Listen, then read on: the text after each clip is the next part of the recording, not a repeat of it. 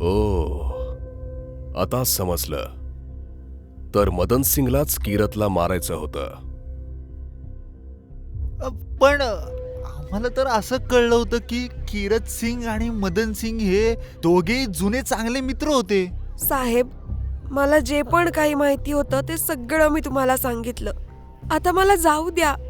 इतक्या सहजपणे नाही. तू स्वतः कबूल केलं आहे की किरत सिंगच्या मृत्यूला तूही जबाबदार होती.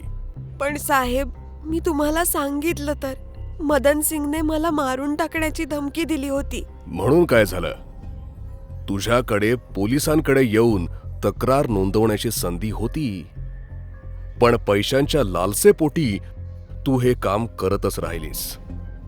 मला अजून एक सांग, तू हरिलालला भूत बनवून कशी घाबरवत होतीस? तू त्याच्यावरही काही जादूटोणा केला होतास का? ते खरं तर साहेब, मी हरिलालच्या घरासमोर आणि शेतात एका खास रोपांची पाने जाळायचे, ज्यामुळे लोकांना मादक पदार्थासारखा नशा चढतो. त्याच नशेच्या अवस्थेत माणसाचा मेंदू त्याला विचित्र गोष्टी दाखवायला सुरू करतो. हा नशा असा काम करतो जणू तो माणूस एखादे स्वप्नच बघत आहे. त्यावेळी कोणी त्याच्या समोर कोणी सामान्य व्यक्ती जरी आली तरी सुद्धा त्याला असं वाटतं की ती व्यक्ती आकारात खूप मोठी आहे किंवा हवेत उडत आहे. म्हणूनच त्या दिवशी हरिलाल मला इतका घाबरला की पुढच्या दिवशी तो दिवसभर आजारी पडला होता. याच आयडियांनी माझं जादूटोण्याचं दुकान चालतं साहेब.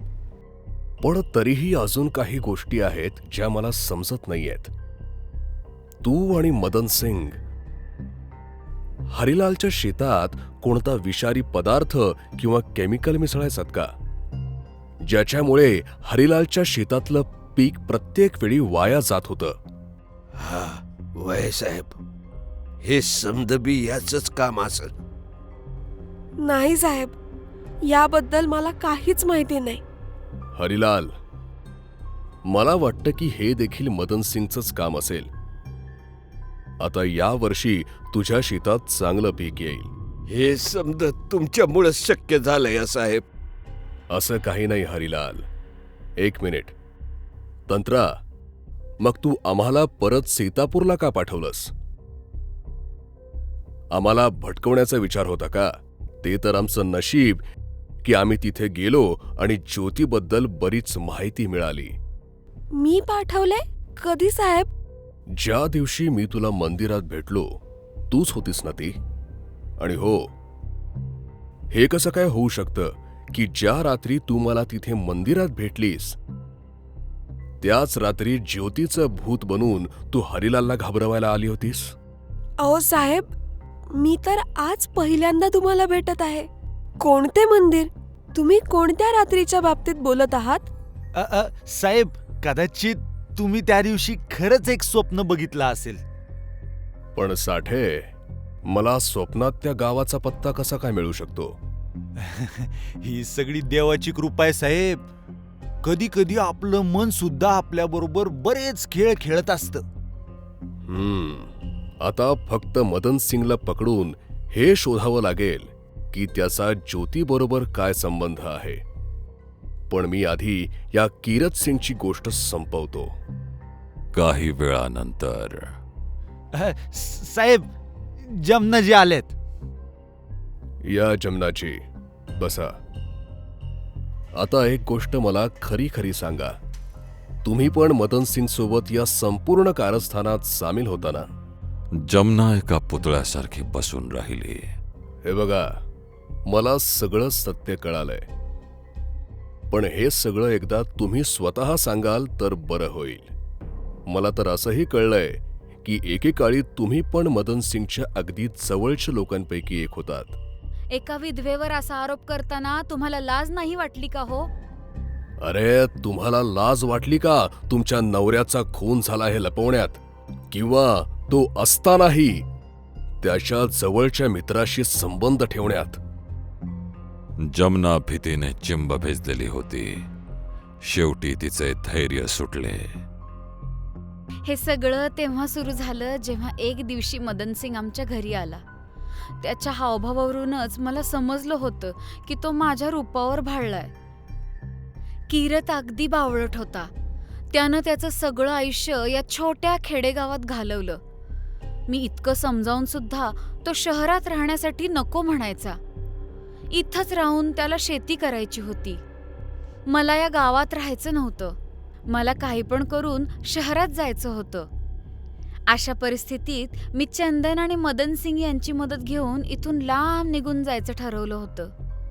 मी त्या दोघांना पण माझ्या प्रेमाच्या जाळ्यात अडकवलं, जे अजिबात अवघड नव्हतं.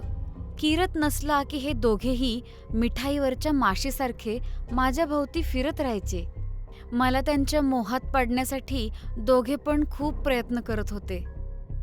अजून किती दिवस आपण असं लपून छपून भेटत राहणार? तुम्ही माझ्याशी लग्न करणार आहे की नाही? अगं माझी राणी, आपण लवकरच लग्न करू. फक्त एकदाच तुझ्या बेवड्या नवऱ्याला आपल्या रस्त्यातून काढू दे. हे बघा, किरतला आता आपल्यावर संशय येऊ लागलाय. आपल्याला लवकर शहरात पळून गेलं पाहिजे. जर माझ्या मनासारखं होत असतं तर मी आजच तुला इथून शहरात घेऊन गेलो असतो. पण काय करावं, मी आपल्यासाठी शहरात एक व्यवसाय सुरू करत आहे. त्याच्यासाठी पैशांची गरज आहे ना. एक उपाय आहे. जर तू काही करून तुमच्या शेताची कागदपत्र मला देशील तर किरतला न कळता आपण एका शहरी ठेकेदाराला तुमचं घर विकू शकतो.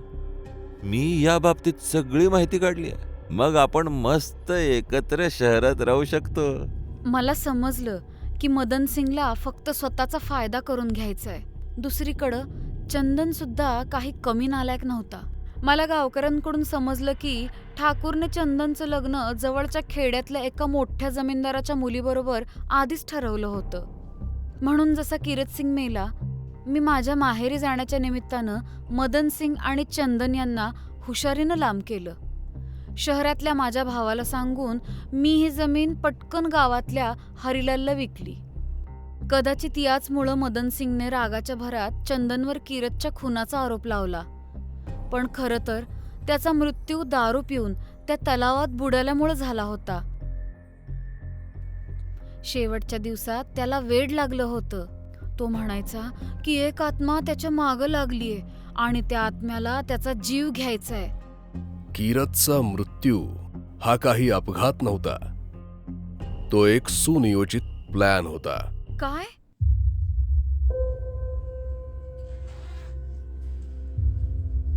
अरे देवा, पोलिसांनी त्या तंत्राला पकडले सुद्धा. लवकरच ते इथं पण पोहोचतील. तू पटकन सगळे सामान बांधून घे, आपल्याला लगेच निघावं लागल. अहो पण आपण चाललोय कुठे? इथून लांब कुठेही जाऊन राहता येईल. या तंत्रामुळं माझा सगळा प्लॅन वाया गेला.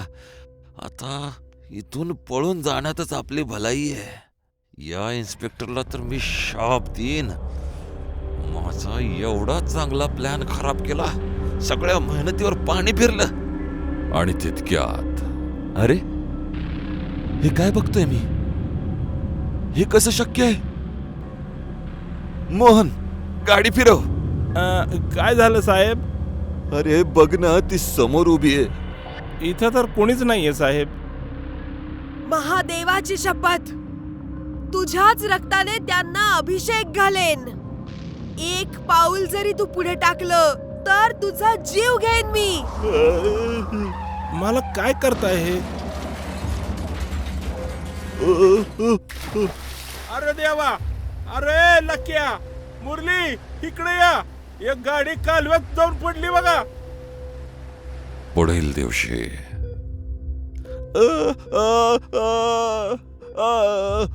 मदन सिंग, कुठे पळून जाण्याचा विचार होता?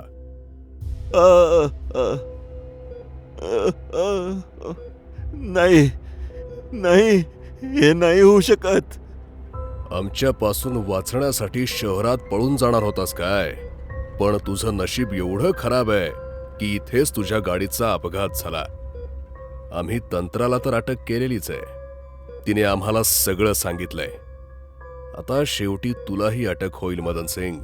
जर तंत्र तुमच्या ताब्यात आहे तर मग ही ज्योती तिथे कशी काय आली? साहेब, मला वाटते की हा खरंच जोरात डोक्यावरती पडला असावा. त्यामुळेच असं बडबडतोय. मी शपथ ज्योतीला पुलाजवळ पाहिलं होतं. जे ज्योती म्हणाली ते तंत्र बोलू शकत नाही. आता या ज्योतीच्या भूताचं तुझं खोटं नाटक बंद कर. आता मला फक्त सत्य ऐकायचंय. आहे तरी कोण ही ज्योती आणि तुझा तिच्याशी काय संबंध आहे? ज्योतीला त्या दिवशी त्या मंदिरात भेटलो नसतो तर ही वेळच आली नसती. अरे कोणी आहे का इथं? या उजाड जागेत कोण असणार? भाऊ, हे माझं मंदिर आहे. याला असं उजाड म्हणू नका. तिला बघितल्या क्षणी मी मंत्रमुग्ध झालो होतो. दिसण्यात ती एखाद्या अप्सरापेक्षा कमी नव्हती आणि तिचा आवाज साखरेसारखा गोड होता. भाऊ, तुम्हाला काही मदत पाहिजे आहे का? हो, मी माझ्या मोटरसायकलवरनं पडलो होतो. थोड्या जखमा झाल्यात आणि माझे कपडे पण खराब झालेत. तुम्ही इथे बसा, मी तुमच्यासाठी पाणी घेऊन येते. तिने माझी खूप मनापासून सेवा केली. माझी जखम साफ केली आणि माझे घाण झालेले कपडे सुद्धा धुवून दिले. तू इथे एकटीच राहतेस का? होय, मी या मंदिराची देखरेख करत असते. मी या मंदिराची पुजारण पण आहे. हे घ्या भाऊ, आता तुम्ही तुमच्या प्रवासाला परत निघू शकता. बस त्याच दिवसापासून मी तिच्या प्रेमात पडलो. येता जाता पूजा करायच्या निमित्तानं मी त्या मंदिरात जायचो. मला ती आवडत होती. एका रात्री मी तिथे पोहोचलो तेव्हा जोरदार पाऊस सुरू होता. भाऊ, तुम्ही यावेळी? हो ज्योती, मला तुला भेटायची इच्छा होत होती. तुला भेटल्याशिवाय माझ्या मनाला शांती मिळत नाही. भाऊ, तुम्ही माझ्यासोबत असल्या भलत्या गोष्टी बोलत जाऊ नका. हे शोभतं का तुम्हाला? मी करू तरी काय ज्योती? तू मला अस्वस्थ करून ठेवलंयस.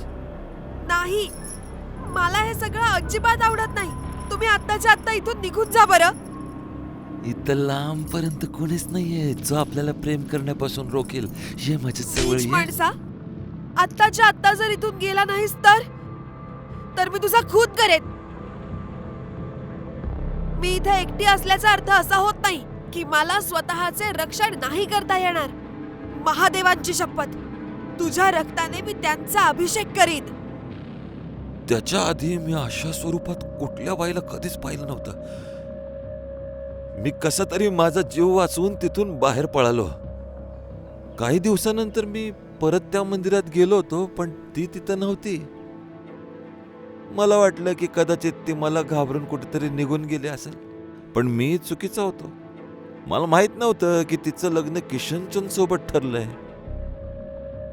त्या ज्योतीसोबत माझं नशीब कसं काय जोडलं गेलं होतं काय माहित, पण काही दिवसांनी ती स्वतःच मला भेटली. त्याच काळ्या रात्री. काय झालं असेल त्या रात्री ज्योती बरोबर हे जाणून घेण्यासाठी पाहत रहा ती कोण होती.